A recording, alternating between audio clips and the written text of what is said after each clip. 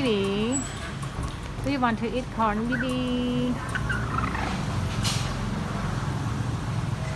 Oh, mango. Bibi want to eat mango.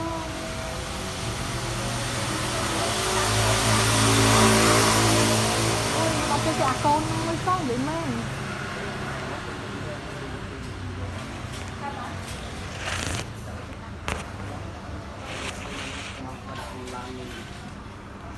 Bibi.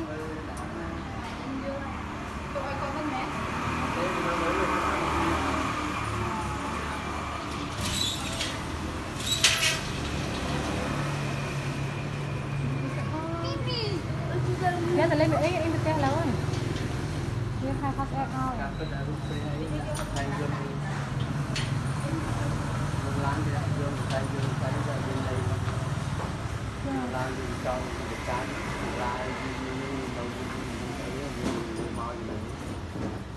Đã là bón